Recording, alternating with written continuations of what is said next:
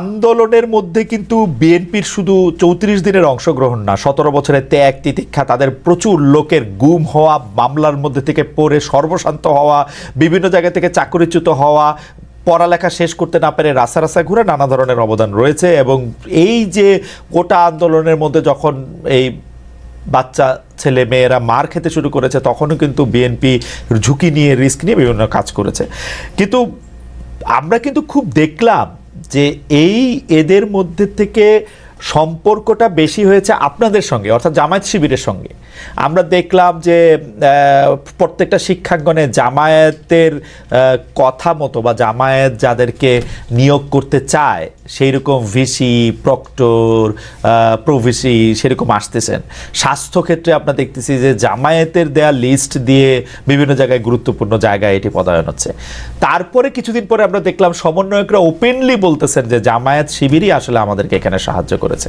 সমন্বয়কদের মধ্যে এটা আপনারা উল্লেখযোগ্য অংশ দেখলাম যারা স্লিপিং এজেন্ট হয়ে ছাত্রলীগের মধ্যে ছিল। এটাকে আপনি কিভাবে দেখেন? যে আপনি কি মনে করেন জামায়াত শিবিরের নেতৃত্বে যদি এই আন্দোলন হতো তাহলে এই আন্দোলন সফল হতো? ধন্যবাদ খালেদ মাহমুদাই।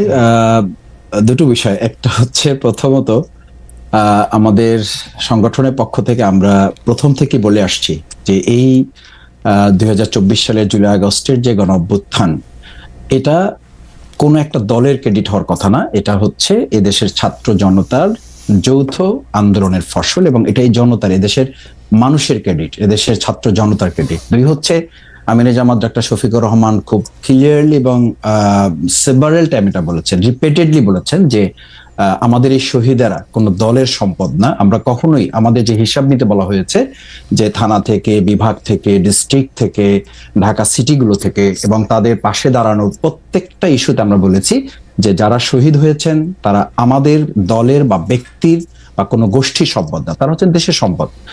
সেকেন্ড থিং হচ্ছে, দেখেন আপনি খেয়াল করবেন যে আমাদের এই জুলাই আগস্টের গণঅভ্যুত্থানের পরে আজকে যে নারেটিভটা তৈরি হয়েছে সেখানে বলা হচ্ছে বিশ্ববিদ্যালয়, মেডিকেল এগুলোতে জামাত ইসলামী, ইসলামী ছাত্র শিবিরের কোনো প্রাধান্য বা জামাতিকরণ বলে একটা কথাও এখন কেউ কেউ বলছেন। এটা খুব দুর্ভাগ্যজনক এ কারণে যে আমি একদম তালিকা করে আপনাকে বলতে পারবো যে ঢাকা বিশ্ববিদ্যালয়ে একজন একাডেমিশিয়ানকে দেওয়া হয়েছে, এর বাইরে প্রত্যেকটা বিশ্ববিদ্যালয় একদম ধরে ধরে বিএনপি সমর্থিত যারা, তাদেরকে সেখানে ভাইস চ্যান্সেলর সহ তাদেরকে বসানো হয়েছে। তো কিন্তু মাসুদ ভাই আমি একটা কথা বলি, কেউ জামাত করে কিনা গুরুত্বপূর্ণ, সেটা তো আমরা 15 বছর পরে জানতে পারবো। কারণ এই যে ধরেন সমন্বয়কদের মধ্যে যারা জামাত করতো সেটা তো আমরা এখন জানতে পারতেছি। বা এই জন্য না, মানে ব্যাপারটা জামাতের ব্যাপারটা এরকম যে জামাত শিবির একটু স্লিপিং এজেন্ট হিসেবে থেকে যায় দলের মধ্যে। না, জামাত স্লিপিং এজেন্ট হিসাবে থাকার প্রশ্ন না, প্রশ্নটা হচ্ছে বৈষম্য বিরোধী ছাত্র আন্দোলনে আসলে কেউ তো ব্যানার নিয়ে দাঁড়ায়নি এবং দাঁড়ানোটা তারাও প্রয়োজন মনে করেনি, অন্য ছাত্র সংগঠন কেউই এটা ঠিক মনে করেনি যে এখানে আমরা বৈষম্য বিরোধী ছাত্র আন্দোলন, ছাত্র জনতার একটা যৌথ অভ্যুত্থানের মাধ্যমে সরকারকে পতন ঘটানোটা টার্গেট ছিল। সুতরাং সেখানে স্লিপিং অথবা আপনি শোয়িং দুটোর কোনোটাকেই তো আপনি এখানে আইডেন্টিটি করার দরকার নাই, কারণ প্রয়োজনীয় হয় নাই। সুতরাং তারপরে যেটা হয়েছে যে জামাত ইসলামী, ইসলামী ছাত্র শিবিরকে আমরা জনগণের হাতে ছেড়ে দিয়েছি যে তারা ঠিক করবে। কারণ 15 বছর আমরা তো দেখেছি যে আওয়ামী লীগ মুক্তিযোদ্ধাদেরকে তাদের ব্যক্তিগত, পারিবারিক, দলীয় সম্পদ বানিয়ে পুরো এই মুক্তিযুদ্ধ এবং মুক্তিযোদ্ধাদেরকেই বিতর্কিত করেছে এবং তাদেরকে প্রশ্নবিদ্ধ শুধু করে নাই, তাদেরকে লাঞ্ছিত করেছে এবং এটাকে একটা মানুষের খুব মানে ঘৃণীয় পর্যায়ে নিয়ে গেছে। আমরা মনে করি যে 2024-এর এরকম একটা বড় অর্জনও কোন একটা দল বা ব্যক্তি বা গোষ্ঠীর জায়গা না গিয়ে এটা জাতীয় একটা সম্পদের মতো করে থাকুক, সকলের সম্মানের জায়গায় থাকুক। এরপরে যদি কোনো ব্যক্তি এই 2024-এর যে গণ অভ্যুত্থানের যে ইয়াটাকে আগেরটা একটু জিজ্ঞেস করি, মুক্তিযুদ্ধটা কি থাকা উচিত তাহলে? মুক্তিযুদ্ধটা দেশের মানুষের সম্পদ হবে। আপনি বলছেন যে আওয়ামী লীগের সম্পদ, আওয়ামী লীগ এটাকে নিজস্ব সম্পদ করতে চাইছিল, কুক্ষিগত করতে চাইছিল। আপনারা তো আওয়ামী লীগের যে ন্যারেটিভ ছিল যে ওরা না থাকলে কি হবে সেটা প্রমাণ করার জন্য তো মানে ব্যস্ত হয়ে গেছেন আমি দেখতে পাচ্ছি। ইসলামিক ছাত্র শিবিরের এটাকে প্রত্যাহার করা হয়েছে প্রকাশনাটা, কিন্তু আমি ইসলামিক ছাত্র শিবিরের সেক্রেটারিকে নিজের মুখে বলতে শুনছি যে এটা কেন জাস্টিফাইড আসলে ওইটা এখানে থাকার জন্য। আপনি জানেন যে এটার মধ্যে থেকে ও নিজের মুখে উনি বলছেন টেলিভিশনে যে এটা একটা ধারাবাহিকতার একটা অংশ, একটা লেখক এটা মনে করছেন, আমাদের মধ্যে থেকে এটা এরকম নানা ধরনের এটার মধ্যে এটা হয়। এবং সেই বক্তব্য কি ছিল? মুসলমানরা ভুল পথে গিয়ে এই মুক্তিযুদ্ধ করছে, আল্লাহ মুসলমানদের হেদায়েত করুক বা এটা ভালো হোক, তাই তো? না খালেদা, এখানে তো প্রাসঙ্গিক তো বিষয়, এটা অন্যদিকে আপনি গেলেন। সেটা না, আপনি মুক্তিযুদ্ধটা নিয়ে আপনাদের অবস্থা কি ক্লিয়ার মাসুদ ভাই? আপনাদের অবস্থা কি ক্লিয়ার? বিষয় আমাদের ক্লিয়ারটা হচ্ছে যে আমি বলেছি যে মানে এই কথাটা তো ঠিক যে মুক্তিযুদ্ধ এবং মুক্তিযোদ্ধাদের মতো এত সম্মানিত এই জায়গাটাকে আওয়ামী লীগ এটাকে বিতর্কিত, প্রশ্নবিদ্ধ করেছে এবং একটা নিন্দনীয় জায়গায় নিয়ে গেছে তাদের দলীয় সম্পদের উপর। আমি যেটা বোঝাতে চেয়েছি আপনাকে, প্রথম কথাটা আমাদের ন্যাশনকে আমাদের মেসেজটা তো ক্লিয়ার করতে হবে। আমরা বোঝাতে চাই যেটা যে 2024-এর এই অর্জনটাও যেন আমরা কোনো ব্যক্তি, দল, গোষ্ঠী, রাজনীতির কোনো মারপ্যাচে এটা যেন বিতর্কিত না হয়, এটা যেন প্রশ্নবিদ্ধ না হয়। সেই জায়গায় 1971 সালে বাংলাদেশ জামাত ইসলামীর অবস্থান আমরা বহুবার প্রকাশ করেছি, বহুবার পরিষ্কার করেছি। আমরা আমাদের কথা স্পষ্ট করেছি যে দেশের স্বাধীনতা সার্বভৌমত্বকে ধারণ করে বাংলাদেশ জামাত ইসলামী, ইসলামী ছাত্র শিবির তার রাজনৈতিক কর্মকাণ্ড পরিচালনা করে। এবং সেই কারণে আপনি দেখেন যে 2024-এর এই গণ অভ্যুত্থানের মাত্র কয়েকদিন আগে আমাদেরকে নিষিদ্ধ করা হলো। কাউকে নিষিদ্ধ করা না, আমাদের করা হলো এই কারণে যে তখনকার আন্দোলন সংগ্রামে বাংলাদেশ জামাত ইসলামী, ইসলামী ছাত্র শিবিরকে সরকার এবং তৎকালীন গোয়েন্দা সংস্থার রিপোর্ট অনুযায়ী তাদের কাছে মনে হয়েছে দেশপ্রেমের সামগ্রিক চেতনাটাকে বাংলাদেশ জামাত ইসলাম, ইসলামী ছাত্র শিবির লোকেরা ধারণ করে এই কাজটা করছে।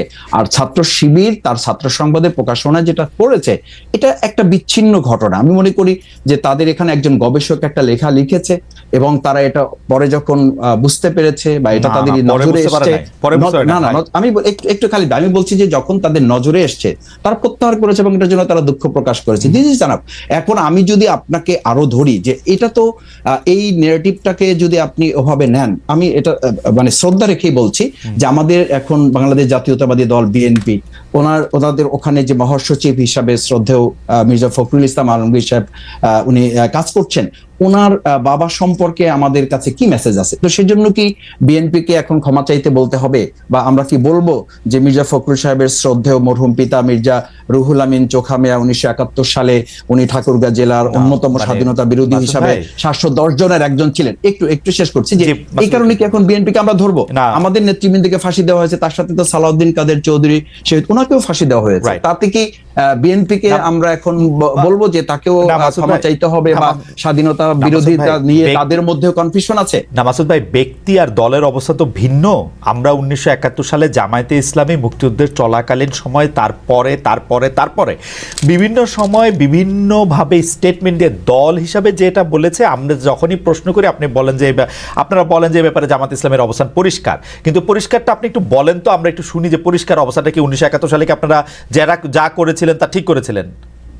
না, পরিষ্কারটা হচ্ছে এই যে বাংলাদেশ তখন যে অবস্থার প্রেক্ষিতে স্বাধীন হয়েছিল, মাওলানা ভাসানী রাহিমাহুল্লাহ উনি তো পরিষ্কার বলেছেন যে তখন 70-এর যে ভোট, আপনি নিশ্চয়ই আরো ভালো জানবেন, সেই 70-এর ভোটে তো তিনি এই স্লোগান দিয়েছিলেন যে ভোটের বাক্সে লাথি মারো, বাংলাদেশ কায়েম করো। তো সেই বাংলাদেশ কায়েম করা প্রসঙ্গে এসে মরহুম প্রেসিডেন্ট শেখ মুজিবুর রহমান উনি তো বাংলাদেশের স্বাধীনতা উনি শেষ পর্যন্ত তো চান নাই। 7 মার্চের উনি ভাষণ, তার পরবর্তী সময়গুলো আমরা তো লক্ষ্য করেছি। শুধু জামাত ইসলামের অবস্থার কথা বলেন, বাংলাদেশ শেখ মুজিবুর রহমান স্বাধীনতা চায় নাই, ভালো কথা, বাংলাদেশ এই বাংলাদেশ জামাত ইসলামী 53 বছরে যে নেগেটিভ গুলো বাংলাদেশে আমরা লক্ষ্য করেছি, আপনি বাংলাদেশ জামাত ইসলামী সেই পর্যালোচনাগুলি তখন ছিল যে আমরা বাংলাদেশ জামাত ইসলামী স্বাধীনতা চাই, কিন্তু ভারত সহযোগিতার মাধ্যমে যে ষড়যন্ত্রমূলক ভাবে দেশকে স্বাধীন করে এই দেশকে তাদের একটা অঙ্গরাজ্য বানানোর পরিকল্পনা বা ষড়যন্ত্র করছে, এটার সাথে জামাত ইসলামের দ্বিমত ছিল। এবং সেই দ্বিমতটা 1971 সালে আমি একদম পরিষ্কার অবস্থানটা আবার বলি, আপনার পরিষ্কার অবস্থানটা হচ্ছে 1971 সালে শেখ মুজিবুর রহমান স্বাধীনতা চায় নাই, কিন্তু জামায়াতে ইসলামী স্বাধীনতা চাইছিল, এবং চাইছিল হচ্ছে ভারত সাহায্য করবে না এরকম একটা অবস্থায় স্বাধীনতা, তাই তো? ভারতের ষড়যন্ত্রমূলক ওই সহযোগিতাকে সাথে নিয়ে আমরা, এবং এই অবস্থানে কোনো পরিবর্তন এই 71 থেকে 25 পর্যন্ত কোনো অবস্থান পরিবর্তন হয় নাই, তো এটাই ছিল, তো এটাই ছিল, এটাই থেকে এই 2024-এ এসে 2024 সেটার পরিবর্তন হয়েছে। আমি বলেছি এবং আমাদের ছাত্ররা তো বলেছে, জনতাও বলেছে যে ওই 2024 5ই আগস্ট আমরা কিন্তু শুধুমাত্র একটা সরকার পরিবর্তন ঘটাই নাই, আমরা আমাদের এই সন্তানেরা, আমাদের এই ছাত্র জনতা সেদিন একটা আধিপত্যবাদেরও আমরা পতন ঘটিয়েছি। কারণ আপনি জানেন যে আপনার একটা ইস্যু আমি আলোচনাতেও দেখেছি এবং আমাদের দেশের গোয়েন্দা সংস্থা পরবর্তীতে বিভিন্ন আলোচকরাও বলেছেন যে সেদিন 2024 জুলাই আগস্টে আমাদের পার্শ্ববর্তী রাষ্ট্রের একটা সক্রিয় এবং শক্তিশালী গোয়েন্দা সংস্থা এই দেশের তৎকালীন দুষ্ট চক্র আইন শৃঙ্খলা বাহিনীতে যারা ছিলেন তাদের সাথে সম্পৃক্ত থেকে আমাদের দেশের ছেলেদের উপর গুলি করা হয়েছে। আমি আমার 67 দিনের রিমান্ডে আমি একটা সাক্ষাৎকারে বলেছি, আপনাকে আবার একটু স্মরণ করাচ্ছি, যে আমাকে যখন ইন্টারোগেশন সেলে নেওয়া হয়েছে তখন চোখ বাঁধা, হাত পা বাঁধা অবস্থায় আমাকে যখন দুটা চেয়ারে শোয়ানো হয়েছে, আমি তাদের কাছে খুব ইসের সাথে জানতে চেয়েছিলাম, স্পষ্টভাবে জানতে চেয়েছিলাম যে আমার চোখ খুলে দেন অথবা আমাকে দেখতে দেন অথবা আমাকে পরিচয় দেন যে আপনারা কারা আমার ইন্টারোগেশনে আসছেন। ওনারা অসতর্কতাবশত হোক অথবা কৌশলগত দিক থেকে ওনাদের মনে না থাকার কারণে হোক, ওনারা বলেছেন এখানে দেশি বিদেশি সংস্থার লোকেরা আছে। মাসুদ ভাই, যখন দেশ গিয়ে আমরা একটু আসলে একটু প্রিসাইজ থাকতে চেষ্টা করি।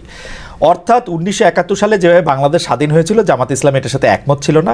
তো জামাত ইসলাম এটার সাথে একমত কখনোই পোষণ করে নাই। 2024 সালে আইসে বাংলাদেশ, আপনি মনে করতেছেন 2024 সালে আইসে বাংলাদেশ একটা অন্যরকম স্বাধীনতা পাইছে, এটা কি ব্যাপারটা এরকম? মানে ভারত এলিমেন্ট আমি যেতে চাইতেছি না, আপনি দুই লাইনে বলেন 1971 সালে জামাতের অবস্থা সঠিক ছিল। দুই লাইনের জামাত ইসলামের দুই লাইনের কথাটা আসলে কোনো একটা কোশ্চেনের কথা আপনি কখনো দুই লাইনে বলতে পারবেন না। আপনি আমাকে বলেছেন, সেই জন্য কথাটা উঠলো যে আপনাদের অবস্থাটা কি পরিষ্কার, কিন্তু আমি কখনো এই পরিষ্কার কথাটা জানতে পারি না। পরিষ্কারটা কি? কথা হচ্ছে এইটা যে বাংলাদেশ জামাত ইসলামী স্বাধীনতাটা ভারতের ষড়যন্ত্রমূলক সহযোগিতার মাধ্যমে চায়নি, কিন্তু যখন স্বাধীন হয়েছে দেশ, সেই স্বাধীনতাকে ধারণ করে জামাত ইসলামী ছাত্র শিবির তার সামগ্রিক কার্যক্রম পরিচালিত হয়ে আসছে এবং সেটা প্রমাণিত এবং পরীক্ষিতভাবে দেশের জনগণ সেটাকে গ্রহণ করেছে। ফ্যান্টাস্টিক। আচ্ছা, আমি এই যে এইখানকার একজন উপদেষ্টা আছে বর্তমান সরকারে, তার নাম মাহফুজ আলম, তিনি বলেছেন যে তিনি অনেক কথা বলেছেন তার স্ট্যাটাসে। আমি শুধু 4 লাইন শোনাই। মুক্তিযুদ্ধের পর কি হয়েছে তা নিয়ে সমালোচনা করুন, ইতিহাস পর্যালোচনা করুন, কোনো সমস্যা নেই। এমনকি মুক্তিযুদ্ধের সময় কি ঘটেছে তা নিয়ে তর্কও উঠতে পারে, কিন্তু সেসবই হবে মুক্তিযুদ্ধকে মেনে নিয়ে। আপনারা কি মুক্তিযুদ্ধকে মেনে নিয়েছেন, নাকি এইখানে আপনাদের একটু আলাদা জায়গা আছে জনাব মাসুদ? মানে এতদিন পরে সেই প্রশ্ন করাটাই আসলে অবান্তর এই কারণে যে বাংলাদেশ জামাত ইসলামী ছাত্র শিবির এই চেতনাকে ধারণ করে শুধু করে নাই। আপনি দেখেন 2010 সালে আপনারা তো মুক্তিযুদ্ধের কথা উঠলে বলেন এটা ভারতের ষড়যন্ত্র, এটা খারাপ জিনিসই মনে হয়, শুই না তো ভালো জিনিস মনে হয় না এটাকে। আমরা বলেছি যে যখন দেশটা স্বাধীন হয়েছে সেই স্বাধীনতাটাকে অর্থবহ করে এবং এটা ধারণ করার ক্ষেত্রে জামাত ইসলামী প্রমাণিত এবং পরীক্ষিত। ওকে, ঠিক আছে, দেশের মানুষের কাছে। ঠিক আছে, আমরা পরবর্তী প্রসঙ্গে যাই। জনাব মাসুদ, আপনাকে ধন্যবাদ। পরবর্তী প্রসঙ্গ হচ্ছে যে জনাব আজউল বারী হেলাল, এই জাতীয় সরকারে কি আপনাদের আহ্বান জানানো হয়েছিল, অর্থাৎ বিএনপিকে আহ্বান জানানো হয়েছিল? যে এটা আমি এই প্রশ্নটা উত্তর দিয়ে আমি মাসুদ ভাইয়ের একটা কথা ছোট করে ছোট করে বলি। এই যে দেখেন যে আমাদের অভ্যুত্থানের শক্তিগুলোকে বিরুদ্ধে যে অনৈক্য তৈরি করা হচ্ছে ব্লেম গেমের মাধ্যমে, যেভাবে আওয়ামী লীগ আপনার মুক্তিযোদ্ধাদের নিয়ে ব্লেম গেম করেছে যে অমুক মুক্তিযোদ্ধা তমুক রাজাকার, আমি জামাত ইসলামের মাসুদের এই বক্তৃতার মাধ্যমে সেই একটা প্রতিধ্বনি শুনতে পাচ্ছি যে বিএনপির মহাসচিবের পিতার ব্যাপারে যে কথা বলা হচ্ছে